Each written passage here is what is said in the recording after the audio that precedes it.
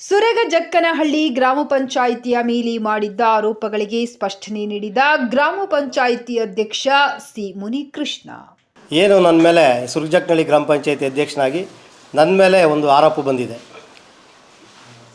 ನಡಾವಳಿ ಅಕ್ರಮವಾಗಿ ನಡಾವಳಿ ಮಾಡಿಬಿಟ್ಟಿದ್ದಾರೆ ಅಧ್ಯಕ್ಷರು ಅಂತ. ನಾನು ಯಾವುದೇ ಅಕ್ರಮವಾಗಿ ನಡಾವಳಿಯನ್ನು ಮಾಡಿಲ್ಲ. ನಾನು 7 ದಿನ ಎಲ್ಲ ಸದಸ್ಯರಿಗೂ ನೋಟಿಸ್ ಕೊಟ್ಟು ಅದರ ಪ್ರಕ್ರಿಯೆ ಏನಿದೆ 7 ದಿನದ ಒಂದು ಅವಧಿ ಅದು ಮುಗಿದ ನಂತರನೇ ನಾನು ಮೊದಲನೇ ಮೀಟಿಂಗ್ ಮಾಡಿದ್ದೀನಿ. ಮೀಟಿಂಗ್ ಮಾಡಿದಾಗ ನನಗೆ ಮೀಟಿಂಗ್ ನಡಿಬೇಕಾದ್ರೆ ನಾನು ನಿಮ್ಮ ಮೀಟಿಂಗಲ್ಲಿ ಯಾವುದೇ ಅಜೆಂಡಾ ಇರಲಿಲ್ಲ. ಈಗ ಆರೋಪ ಬಂದಿರೋದೇನು, ಈ ರೂಪಾ ಅನ್ನೋ ಬಿಲ್ ಕಲೆಕ್ಟ್ರನ್ನ ಅವ್ರನ್ನ ಕ್ಲೀನ್ ಚಿಟ್ ಕೊಟ್ಟು ತಗೊಂಡಿದ್ದೀರಾ ಅನ್ನೋದು ಒಂದು ಆರೋಪ. ಆದರೆ ಜಿಲ್ಲಾ ಪಂಚಾಯಿತಿಯಿಂದ ಬಂದಿರೋಂಥ ಆದೇಶದ ಮೇರೆಗೆ 112, 113 ಪ್ರಕಾರ ನಾವು ಪರಿಶೀಲನೆ ಮಾಡಲಾಗಿ ಇಲ್ಲಿ ಏನು 227 ಬುಕ್ಕು ಮತ್ತು ರಸೀದಿ ಪುಸ್ತಕ ತಾಲೂಕು ಪಂಚಾಯತಿಗೆ ಸಂದಾಯ ಆಗಿಲ್ಲ ಅಂತ ಏನು ಆಕೆ ಮೇಲೆ ಒಂದು ಆರೋಪ ಮಾಡಿದರು. ಅದು 227 ಪುಸ್ತಕನೂ ನಮ್ಮ ಪಂಚಾಯಿತಿಯಲ್ಲೇ ಲಭ್ಯ ಇದೆ. ಮತ್ತು ಏನು ರಸೀದಿ ಪುಸ್ತಕಗಳನ್ನು ತಾಲೂಕು ಪಂಚಾಯತಿಗೆ ಅವರು ಕೊಟ್ಟು ಅದನ್ನು ಅಕ್ಲಾಜ್ಮೆಂಟು 2022 ತೊಗೊಂಡಿದ್ದಾರೆ. ಆ ದಾಖಲೆಗಳನ್ನ ಇಟ್ಕೊಂಡು ಸರ್ವ ಸದಸ್ಯರನ್ನು ಎಲ್ಲರೂ ಈ ವಿಚಾರವಾಗಿ ಕೇಳಲಾಗಿ ಎಲ್ಲ ಸದಸ್ಯರು ಆಕೆ ಯಾವುದೇ ಇದರಲ್ಲಿ ಇದಾಗಿಲ್ಲ, ನೀವು 223 ಪ್ರಕಾರ ಅವ್ರನ್ನ ಮುಂದಿನ ಆದೇಶಕ್ಕೆ ಕಳಿಸಿ ಅಂತ ಹೇಳಿದಾಗ ನಾನು ನಡವಳಿ ಪುಸ್ತಕದಲ್ಲಿ ನಮೂದಿಸಿ ಮುಂದಿನ ಆದೇಶಕ್ಕೆ ತಾಲೂಕು ಪಂಚಾಯಿತಿ ಗಮನಕ್ಕೆ ತಂದಿದ್ದೀನಿ. ಅಷ್ಟು ಬಿಟ್ಟರೆ ಬೇರೆ ಯಾವುದೇ ನಾನು ನಡಾವಳಿಯನ್ನು ಅನಧಿಕೃತವಾಗಿ ಯಾರ ಗಮನಕ್ಕೂ ತರದೆ ಮಾಡಿದ್ದಾರೆ ಅಂತ ಆರೋಪ ಮಾಡಿದರು. ದಯವಿಟ್ಟು ಎಲ್ಲ ಅಧಿಕೃತವಾಗಿ ಎಲ್ಲ ದಾಖಲೆಗಳು ನನ್ನ ಮೀಡಿಯಾ ಮಿತ್ರರಿಗೆ ಕೊಟ್ಟಿದ್ದೀನಿ. ಅದರಲ್ಲಿ ಎಲ್ಲ ದಾಖಲೆಗಳು ಇದೆ.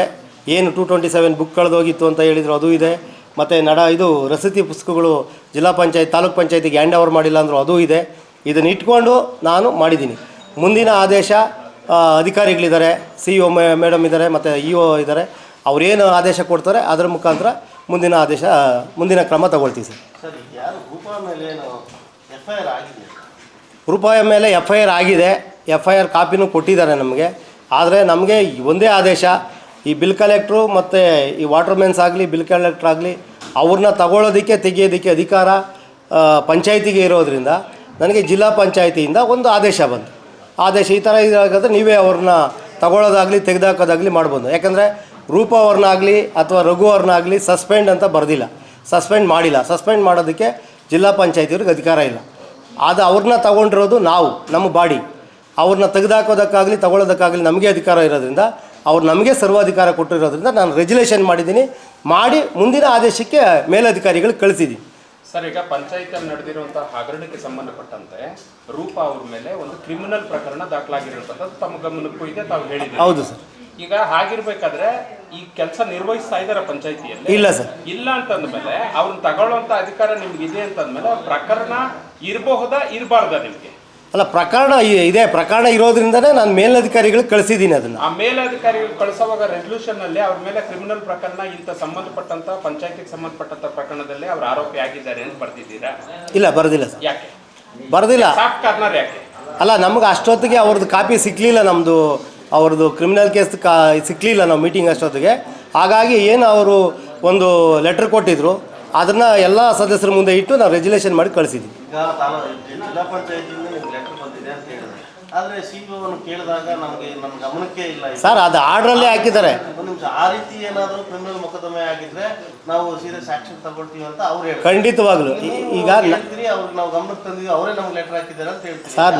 ನಾವು ತಾಲೂಕ್ ಪಂಚಾಯತಿಗೆ ಹಾಕಿದ್ದೀವಿ, ತಾಲೂಕ್ ಪಂಚಾಯತಿಗೆ ಲೆಟರ್ ಹಾಕಿದ್ದೀವಿ. ಪಂಚಾಯತಿ EOನು ಸಹ ಅದನ್ನೇ ಹೇಳ್ತಾರೆ. ನಾವು ಕೊಟ್ಟಿದ್ದೀವಿ ಅವ್ರಿಗೆ, ಇಲ್ಲಿಂದ ರೆಗ್ಯುಲೇಷನ್ ಮಾಡಿರೋದನ್ನ ಅವ್ರು ಕಳಿಸಿದ್ದೀವಿ. ರೆಸಲ್ಯೂಷನ್ ಅಲ್ಲಿ ಸಂಪೂರ್ಣ ವಿವರನ ಯಾಕೆ ನಮೂದು ಮಾಡಲಿಲ್ಲ ನೀವು ಅನ್ನೋಂಥದ್ದು ಇವಾಗ ಪ್ರಶ್ನೆ ಇರುವಂಥದ್ದು. ಸಂಪೂರ್ಣ ವಿವರ ಅಂತಂದರೆ ಕೇಸ್ದು ನಮಗೆ ಫೈಲ್ ಬಂದಿರಲಿಲ್ಲ. ಖಾಲಿ ಬರೀ ನಮಗೆ ಮನವಿ ಪತ್ರ ಮಾತ್ರ ಕೊಟ್ಟರು ರೂಪಾ ಅವರು. ಕೆಲಸ ಮಾಡ್ತಿಲ್ಲ, ಕೇಸ್ ಆಗಿದೆ ಅಂತ ಗೊತ್ತಿದೆ, ಪ್ರಕರಣ ಇರೋದಂತ ಗೊತ್ತಿದೆ, ಅದು ಗೊತ್ತಿದೆ, ಅದಕ್ಕೆ ತನಿಖೆ ಇದೆ ಸರ್. ರೂಪಾ ಅವ್ರ ಪಾತ್ರ ಇರೋದು 2 ಮೆನ್ಷನ್ ಮಾಡಿರೋದು. ಈಗ ತಮ್ಮೆಲ್ರಿಗೂ ಕೊಟ್ಟಿದ್ದೀನಿ. ರೂಪಾ 2, ಒಂದು ಬಿಲ್ ಬುಕ್ ಕಳೆದೋಗಿದೆ ಅಂತ ರೂಪಾ ಹೇಳಿಕೆ ಕೊಟ್ಟಿಲ್ಲ. ರೂಪಾ ಮೆಟನರಿ ಲೀವಲ್ಲಿದ್ದಾಗ ಆಕೆ ಇಲ್ಲಿ ಇರಲಿಲ್ಲ. ಲೀವಲ್ಲಿದ್ದಾಗ ಮಾಡಬೇಕಾಗಿರೋರು IO ಇನ್ವೆಸ್ಟಿಗೇಷನ್ ಆಫೀಸರು. ನೀವು ಅವ್ರು ತನಿಖೆ ಮಾಡಿ ಅವ್ರು ಕ್ಲೀನ್ ಚೀಟ್ ಕೊಡಬೇಕು, ಅವ್ರು ಡಿಸೈಡ್ ಮಾಡಬೇಕು. ನೀವು ಹೆಂಗೆ ನಡಾವಳಿ ಮಾಡ್ತೀರಿ? ಅದನ್ನ ಡಿಸೈಡ್ ಆಗಿರ್ತಾರೆ ಸರ್. ನಡಾವಳಿ ಅಂತಂದರೆ ನಾನು ಸರ್ವ ಸದಸ್ಯರ ಸಭೆ ಕರೆದಾಗ ಸಭೆಯಲ್ಲಿ ನನಗೆ ಆಕೆ ಒಂದು ಮನವಿ ಪತ್ರ ಕೊಟ್ಟರು. ಆ ಮನವಿ ಪತ್ರನ ಪುರಸ್ಕರಿಸಿ ಕಳಿಸಿದೀವಿ ಅಷ್ಟೇ. ಆರೋಪ ಬಂದಾದ್ಮೇಲೆ ಆರೋಪಿ ಇಲ್ಲಿ ಕೆಲಸ ಮಾಡ್ತಿಲ್ಲ, ಇಲ್ಲ, ಒಂದು ಕ್ಲಿಯರ್ ತಗೊಂಡಿಲ್ಲ. ಯಾಕೆ ಮಾಡ್ತಿಲ್ಲ ಅಂತ ಅಂದ್ರೆ ನಿಮ್ ಗಮನದಲ್ಲಿ ಇದೆ. ಕ್ರಿಮಿನಲ್ ಪ್ರಕರಣ ಇರೋದ್ರಿಂದ ಅವ್ರನ್ನ ತಗೊಳ್ಳಿ ಅಂತಾಗ್ಲಿ ತಗೊಳ್ಬಾರ್ದು ಅಂತಾಗ್ಲಿ ಏನು ಆದೇಶಗಳಿಲ್ಲ. ಆದ್ರೆ ಅವ್ರು ಕೆಲಸ ಮಾಡ್ತಿಲ್ಲ. ಮತ್ತೆ ಅದು ಪುರಸ್ಕರಿಸ್ಬೇಕಾದ್ರೆ ನೀವು ಆ ಪ್ರಕರಣ ಇತ್ಯರ್ಥಗೊಳಿಸ್ಕೊಂಡು ಅವ್ರು ಬರ್ಬೇಕಲ್ವಾ? ಅವ್ರ ಬದಲಾಗಿ ನೀವೇ ಹೇಳ್ತಾ ಇದ್ದೀರಾ ಅವ್ರ ಪ್ರಕರಣಗಳೆಲ್ಲ ಕರೆಕ್ಟಾಗಿ ಕ್ಲೀನ್ ಚಿಟ್ ಇದೆ ಅಂತ ನೀವೇ ಕೊಡ್ತಾ ಇದ್ದೀರಿ. ಸರ್, ನಾವು ಏನು ಇಲ್ಲಿಂದ ಕಳಿಸಿದ್ದೀವಿ ಅಷ್ಟೇ. ಅವ್ರನ್ನ ಇಲ್ಲಿಂದ ಅವ್ರಿಗೆ ಲೆಟ್ರ್ ಮಾಡಿ ಕಳಿಸಿದ್ದೀವಿ. ಮುಂದಿನ ಆದೇಶ ಏನು ಬಂದರೆ ಅದಕ್ಕೇನು ಕಾನೂನು ರೀತಿಯಲ್ಲಿ ಕ್ರಮ ತಗೋಬೇಕು, ಪಂಚಾಯತಿ ನಮ್ಮ ಆಡಳಿತಾಧಿಕಾರಿಗಳಿಂದ ಏನು ಕ್ರಮ ತಗೋಬೇಕು ತಗೊಳ್ತೀವಿ. ನೀವು ಇಲ್ಲಿಂದ ಕಳಿಸಿದ ಮೇಲೆ ನೀವೇ ಒಪ್ಕೊಂಡಂಗಲ್ಲ, ಅದೇನು ತಪ್ಪಿಲ್ಲ ಅಂತ ಒಪ್ಕೊಂಡೆ ಅಂತಾನೆ ನೀವು ಕಳಿಸಿ. ಸರ್, ಅವರು ಪಂಚಾಯತಿಲಿ ಆಗಿರೋ ಆರೋಪ ಎರಡೇ ಅಲ್ವಾ? ಆ ಎರಡು ಆರೋಪ ಇಲ್ಲ ಅಂತ ಕಳಿಸಿದ್ದೀವಿ ನಾವು. ಸರ್, ಈಗ ಅವ್ರು ತಪ್ಪು ಮಾಡಿದ್ದಾರೆ ಯಾವುದರಲ್ಲಿ ಅಂತ ಕೊಟ್ಟಿದ್ದಾರೆ. ಫಾರ್ ಎಕ್ಸಾಂಪಲ್ಗೆ ಅವರು ಇಂಥ ಲೋಪ ಮಾಡಿದ್ದಾರೆ ಅಂತ ಕೊಟ್ಟಿದ್ದಾರೆ. ಅವ್ರು ನೇರವಾಗಿ ಎಲ್ಲಾದರೂ ಹಣಕಾಸು ವಿಚಾರದಲ್ಲಿ ಭಾಗಿಯಾಗಿದ್ದಾರಾ? ಇಲ್ಲ. ನೇರವಾಗಿ ಯಾವುದಾದ್ರು ಚೆಕ್ ಫೋರ್ಜರಿ ಮಾಡಿ ದುಡ್ಡು ತೊಗೊಂಡಿದ್ದಾರಾ? ಇಲ್ಲ.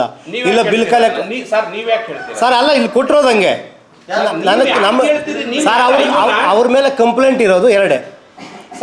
ಸರ್ ಒಂದ್ ನಿಮಿಷ ನೀವು ಕ್ಲಿಯರ್ ಮಾಡ್ಕೊಂಡ್ರಿ. ಒಂದು ಕ್ರಿಮಿನಲ್ ಪ್ರಕರಣದಲ್ಲಿ A1ಗೂ ಒಂದೇ ಅಪ್ಲೈ ಆಗುತ್ತೆ, A7ಗೂ ಒಂದೇ ಅಪ್ಲೈ ಆಗುತ್ತೆ. ಆ ಕ್ರಿಮಿನಲ್ ಪ್ರಕರಣದಲ್ಲಿ ಅವ್ರು ಇದಾರೋ ಇಲ್ವೋ ಅನ್ನೋಂಥದ್ದು ಇತ್ಯರ್ಥಪಡಿಸುವಂಥದ್ದು IO. ನೀವ್ಯಾಕೆ ಅವ್ರನ್ನ ಅಷ್ಟು ಸಮರ್ಥನೆ ಮಾಡ್ತಾ ಇದ್ದೀರಾ ಆಗ್ಲಿಂದ? ಸರ್, ಸಮರ್ಥನೆ ಮಾಡ್ತಾ ಇಲ್ಲ. ನಾನು ಏನು ನಡವಳಿ ಮಾಡಿದ್ದೀನಿ ಅದ್ರ ಬಗ್ಗೆ ಅಷ್ಟೇ ನಾನು ಸಮರ್ಥನೆ. ನೀವೇ ಚಾರ್ಜ್ ಶೀಟ್ ಕೊಡ್ತಾ ಇದ್ದೀರಿ ಇಲ್ಲಿ. ಸರ್, ನಾನು ನಡವಳಿ ಬಗ್ಗೆ ಅಷ್ಟೇ ಹೇಳ್ತಾ ಇದ್ದೀನಿ. ನನ್ನ ಕ್ವಶನ್ ಮಾಡ್ತಾ ಇರೋದು ನಡವಳಿ ಬಗ್ಗೆ. ನಾನು ಹೇಳ್ತಾ ಇರೋದು ನಡವಳಿದು ಅಷ್ಟೇ. ನಿಮ್ಮ ಗಮನಕ್ಕೆ ಗೊತ್ತಿದ್ದು ಒಂದು ಸಣ್ಣ ಅಕ್ಷರ ಕೂಡ ಅದ್ರಲ್ಲಿ ಬರ್ತಿಲ್ಲ. ಬದಲಾಗಿ ಅವರು ಬಹಳ ಶ್ರದ್ಧೆ ನಿಷ್ಠೆ ಎಲ್ಲ ಬರ್ದಿದ್ದೀರಿ, ಒಪ್ಕೊಳ್ಳೋಣ. ಶ್ರದ್ಧೆ ನಿಷ್ಠೆ ಮಾಡಿ ನಮಗೇನು ಅದರಲ್ಲಿ ಏನು ಇದಿಲ್ಲ ಸರ್. ಸರ್, ನಡವಳಿ ಅಂತಂದರೆ ನಾವು ಸಾಮಾನ್ಯ ಸಭೆ ಕರೆದ್ವಿ. ಸಾಮಾನ್ಯ ಸಭೆ ಕರೆದಾಗ ಅದು ನಾವೇನು ಅಜೆಂಡಾನೇ ಇಟ್ಕೊಂಡಿರಲಿಲ್ಲ. ಯಾವುದು ಈ ರೂಪದಾಗಲಿ ಅಥವಾ ಬಿಲ್ ಕಲೆಕ್ಟರ್ದಾಗಲಿ ಯಾವುದು ನಾವು ಅಜೆಂಡಾ ಇಟ್ಕೊಂಡಿರಲಿಲ್ಲ. ನಾವು ಸಭೆ ನಡಿಬೇಕಾದ್ರೆ ಅವ್ರು ಬಂದು ಕೊಟ್ಟಾಗ ನಾವೆಲ್ಲರೂ ಸದಸ್ಯರನ್ನು ಕೇಳಿ ಇದ್ರು. ಹೌದು, ಶ್ರೀನಿವಾಸ್ ಅಂತ. ಹೌದು, ಸಹಿ ಹಾಕಿದ್ದಾರೆ. PDO ಅವರು ಇದ್ರು, ಶ್ರೀನಿವಾಸ್ ಅಂತ. ಸರಿ, ಈಗ 1.5 ಕೋಟಿ ಹಗರಣ ಆಗಿದೆಯಾ ಅಂತೇಳಿ FIR ಆಗಿದೆಯಲ್ಲ, ಈಗ ಅದಿನ್ನೂ ಸಾಬೀತೇ ಆಗಿಲ್ಲ. ಅಥವಾ ಸಾಬೀತಾಗಿದ್ರೆ ಅದು ರಿಕವರಿ ಆಗಬೇಕಾಗಿತ್ತು. ರಿಕವರಿ ಸರ್, ಇನ್ನೂ ಅದೇ ತನಿಖಾ ಹಂತದಲ್ಲಿ ಇದೆ. ತನಿಖಾ ಹಂತದಲ್ಲಿದ್ದಾಗ ಹೆಂಗೆ ಸರ್ ನಡವಳಿ ಮಾಡಲಿಕ್ಕೆ ಬರ್ಬೋದಾ? ಅದು ಅವಕಾಶ ಇದೆಯಾ? ಅಲ್ಲ, ನಡವಳಿ ಮಾಡೋದ್ರಲ್ಲಿ ತಪ್ಪಿಲ್ಲ ಅಂತ ನನಗೆ 221, 223 ಇಟ್ಕೊಂಡೇ ನಾನು ನಡವಳಿ ಮಾಡಿರೋದು. ಅದೊಂದು ಬಿಟ್ಟರೆ ಅಷ್ಟೇ. ನಾನು ಸರ್ ಅವ್ರಿಗೆ ರೂಪ ಅವ್ರಿಗೆ ಕ್ಲೀನ್ ಚಿಟ್ ಕೊಡೋದಾಗಲಿ ರೂಪ ಅವ್ರನ್ನ ಕರ್ಕೊಳ್ಳೋದಾಗಲಿ ನನ್ನಲ್ಲಿ ಇಲ್ಲ.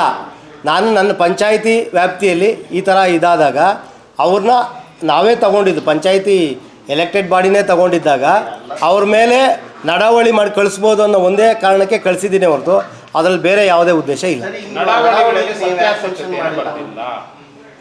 ನಡಾವಳಿಯಲ್ಲಿ ಸತ್ಯಾಸತ್ಯತೆ ಬರಲಿಲ್ಲ. ಅದು FIR ಕಾಪಿ ಅದೆಲ್ಲ ಸಿಕ್ಕಿರಲಿಲ್ಲ. ಆ ಸಂದರ್ಭಕ್ಕೆ ಮೀಟಿಂಗ್ ಕ್ಲೋಸ್ ಮಾಡಬೇಕಾಗಿತ್ತು, ಅದಕ್ಕಂತ ಬರಲಿಲ್ಲ. ಸಾರ್ವಜನಿಕ ಇದು ಇಂಟೆಲೆಕ್ಚುಯಲ್, ಅದು IT ಅಲ್ಲೇ ಸಿಗುತ್ತೆ. ಒಂದು ನಿಮಿಷ ಸರ್, FIR ಆಗಿದೆ ಅವಾಗ, ನಡವಳಿ ಮಾಡಿದೆ ಅವಾಗ?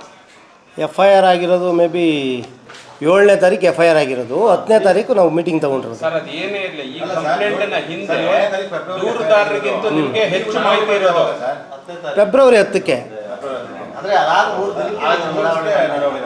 ಅದೇ ನಮ್ಗೆ FIR ಕಾಪಿನೇ ಲಭ್ಯ ಇರಲಿಲ್ವಲ್ಲ. 24 ಅವರ್ಗೆ ಸಿಗುತ್ತೆ ಸರ್. ಈಗ ನಾವು ನಿಮ್ಗೆ FIR ಬೇಕಾಗಿಲ್ಲ ಅಂತೇಳಿ ಸರ್, FIR ಬೇಕಾಗಿಲ್ಲಲ್ಲ, ನಾವು ಅವ್ರನ್ನ ಕ್ಲೀನ್ ಚಿಟ್ ಕೊಟ್ಟು ಕೆಲ್ಸಕ್ಕೆ ತಗೊಂಡಿಲ್ಲ ಸರ್. ನಾವು ಕೆಲ್ಸಕ್ಕೆ ತಗೊಂಡಿಲ್ಲ. ನಾವು ಅವ್ರಿಗೆ ಒಂದು ರೆಗ್ಯುಲೇಷನ್ ಮಾಡಿ ಕಳಿಸಿದ್ದೀವಿ. ಇವರ ಆದೇಶ ಅಂತಲ್ಲ ಸರ್, ನಾವು ಕಳಿಸಿದ್ದೀವಿ ಮೇಲಧಿಕಾರಿಗಳಿಗೆ. ಅಷ್ಟು ಬಿಟ್ಟರೆ ನಾವು ಅವ್ರನ್ನ ತಗೊಬೇಕು ಅನ್ನೋ ಉದ್ದೇಶನೂ ಇಲ್ಲ ಸರ್. ಇನ್ನೂ ನಮಗೇನು ಪಂಚಾಯತಿಗೆ ಏನು ಬಂದಿಲ್ಲ. ಅವತ್ತಿಂದ ಇವತ್ತವರೆಗೂ ಏನೂ ಬಂದಿಲ್ಲ. ನಾವು ಅದ್ರ ಬಗ್ಗೆ ರೂಪ ಅವ್ರನ್ನ ತಗೊಳ್ಳೋದಕ್ಕಾಗಲಿ ಅವ್ರು ಇದುವರೆಗೂ ನೋಡಿ ನಮ್ಮ ಆಫೀಸ್ಗೆ ಯಾವುದು ಬಂದಿಲ್ಲ. ಒಂದು ಇದು ಕೊಟ್ಟಿದ್ವಿ, ಅವರೇ ಒಂದು ಹೇಳಿದರು, ಒಂದು ಇದು ಮಾಡ್ಕೊಳ್ಳಿ ಅಂತ, ಅದಕ್ಕೊಂದು ಲೆಟ್ರ್ ಕೊಟ್ಟಿದ್ರು. ಅವತ್ತು ಬಿಟ್ಟರೆ ಬೇರೆ ಯಾವುದೂ ಇಲ್ಲ. ಈಗ ನೀವು ಹೇಳ್ತಾ ಇದ್ದೀರಿ ಸರ್ವ ಸದಸ್ಯರ ಸಭೆಯಲ್ಲಿ ಡಿಸೈಡ್ ಆಗಿರೋದು ನೀವು ವೈಯಕ್ತಿಕವಾಗಿ ಮಾಡಿದ್ದು ಇಲ್ಲ, ಖಂಡಿತ